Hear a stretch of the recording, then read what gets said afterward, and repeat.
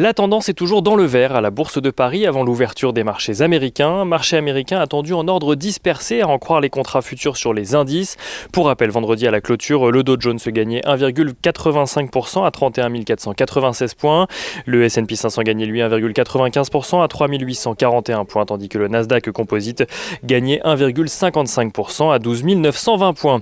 Les investisseurs américains qui voient leurs anticipations de reprise économique confortées par le vote par le Sénat du plan de relance de 1 900 milliards de dollars.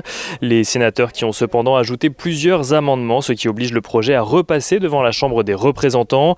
En cause, le montant des aides aux chômeurs que les républicains notamment aimeraient voir passer de 400 à 300 dollars par semaine. La Chambre des représentants devrait donc se pencher à nouveau sur le texte cette semaine avec pour objectif de faire aboutir les négociations avant le 14 mars, date de la fin des aides actuelles. Du côté du pétrole, le baril de Brent s'échange depuis ce matin aux alentours des 70 dollars, une progression qui s'explique par la décision de l'OPEP de ne pas augmenter ses volumes de production au mois d'avril, mais aussi par l'attaque d'une station pétrolière en Arabie Saoudite par des rebelles yéménites, couplée à la décision de l'Arabie Saoudite de diminuer de son côté sa production de pétrole au mois d'avril. Il n'en reste pas moins que les perspectives de reprise économique et la progression des cours du pétrole font craindre à plusieurs analystes de nouvelles poussées inflationnistes, alors que les rendements obligataires continuent à évoluer sur un niveau élevé de leur côté.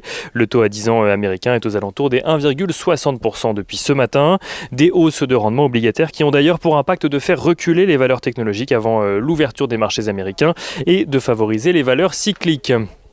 Du côté des valeurs, justement, on notera que General Electric est sur le point de conclure un accord de fusion de sa filiale de location d'avions GECAS avec AerCap Holdings, elle aussi spécialisée dans la location aéronautique.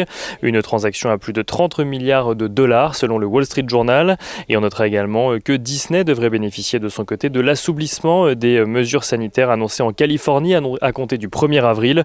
Assouplissement qui devrait permettre la réouverture notamment de ses parcs à thème.